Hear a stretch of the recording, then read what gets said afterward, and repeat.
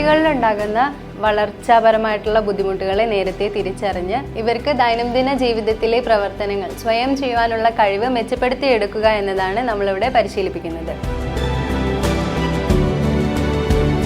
ജനിതക വൈകല്യങ്ങൾ മൂലമുണ്ടാകുന്ന മോട്ടോർ ഡിസ്ഫങ്ഷൻസ്, അതേപോലെ cerebral palsy, ADHD, autism, developmental delays എന്നീ അസുഖങ്ങൾക്കുള്ള അഡ്വാൻസ്ഡ് ആയിട്ടുള്ള അക്വാറ്റിക് തെറാപ്പി, അതേപോലെ തന്നെ വിർച്വൽ റീഹാബിലിറ്റേഷൻ എന്നീ സംഭവങ്ങൾ നമ്മളിവിടെ പ്രൊവൈഡ് ചെയ്യുന്നുണ്ട്.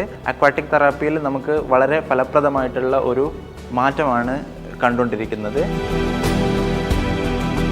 ഇവിടുത്തെ പ്രവർത്തന രീതികളെ പറ്റി പറയുകയാണെങ്കിൽ മൾട്ടി റീഹാബിലിറ്റേഷൻ ടീമായി വർക്ക് ചെയ്യുന്നതിലൂടെ കുട്ടികളുടെ മെച്ചപ്പെട്ട രീതി ടീമിലൂടെ വർക്ക് ചെയ്ത് അവരെ കുറച്ചുകൂടി മെച്ചപ്പെട്ട രീതിയിലേക്ക് എത്തിക്കാൻ നമുക്ക് സാധിക്കുന്നു.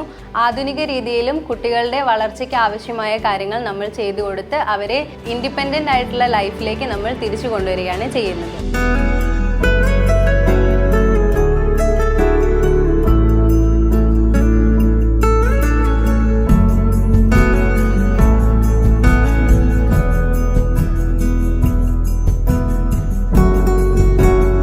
ബ്രെയിൻ ഇഞ്ചുറി അല്ലെങ്കിൽ സ്ട്രോക്ക് അല്ലെങ്കിൽ മറ്റേതെങ്കിലും ന്യൂറോജനിക് ആയിട്ട് ഡെവലപ്പ് ചെയ്യുന്ന സ്പീച്ച്, ലാംഗ്വേജ്, അതുപോലെ തന്നെ സ്വോളോയിങ് ആയിട്ടുള്ള ഡിഫിക്കൽട്ടീസ് ആണ് നമ്മൾ മെയിനായിട്ട് ഇവിടെ ഡീൽ ചെയ്യുന്നത്.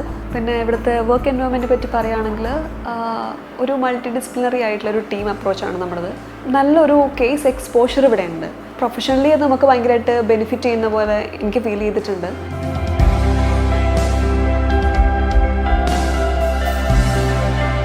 ഇതാണ് നമ്മുടെ അഡ്വാൻസ് ഫിസിയോതെറാപ്പിയിലെ ഹാൻഡ് റോബോട്ടിക്സ്. ഹാൻഡ് റോബോട്ടിക്സിനെ കുറിച്ച് പറയുകയാണെങ്കിൽ നമ്മുടെ കയ്യിലെ ചലനങ്ങൾ വീണ്ടും റീ എഡ്യൂക്കേറ്റ് ചെയ്യുക എന്നുള്ളതാണ് ഇതിൻ്റെ ഒരു ഉപകാരം. ഇത് നമ്മൾ കൊടുക്കുന്ന പേഷ്യൻസിൻ്റെ എഫേർട്ട് കുറച്ചിട്ട് കുറച്ചും കൂടെ മോട്ടിവേറ്റഡ് ആയി കാര്യങ്ങൾ ചെയ്യാൻ വേണ്ടിയിട്ടാണ് ഹാൻഡ് റോബോട്ടിക്സ് യൂസ് ചെയ്യുന്നത്. ഇത് ഒരു തെറാപ്പിസ്റ്റ് ചെയ്യുന്നതും ഹാൻഡ് റോബോട്ടിക്സ് ചെയ്യുന്നതിനുള്ള വ്യത്യാസം എന്താണെന്ന് ചോദിച്ചാൽ ഇതിൽ കൃത്യമായി പ്രോഗ്രാം ചെയ്ത് ഫോഴ്സും കാര്യങ്ങളൊക്കെ ഈക്വലി കൊടുക്കുന്നത് കൊണ്ട് തന്നെ നമുക്ക് കൂടുതൽ ബെനിഫിറ്റ് കിട്ടാറുണ്ട്.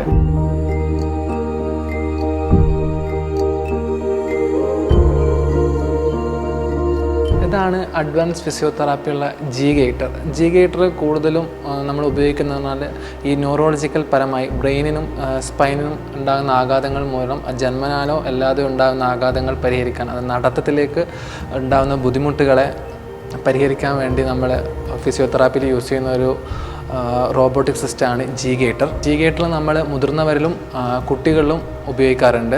കുട്ടികളിലേക്ക് വരുമ്പോൾ എന്ന് പറഞ്ഞാൽ ജന്മനാ ഉണ്ടാകുന്ന വൈകല്യം മൂലം അല്ലെങ്കിൽ ആക്സിഡൻറ്റ് മൂലം അല്ലെങ്കിൽ ബ്രെയിൻ ഉണ്ടാകുന്ന എന്തെങ്കിലും ആഘാതം മൂലം നടത്തത്തിലുണ്ടാകുന്ന വ്യതിയാനങ്ങളെ പരിഹരിക്കാൻ വേണ്ടിയിട്ടാണ് നമ്മൾ ജി ഗേറ്റർ യൂസ് ചെയ്യാറുള്ളത്.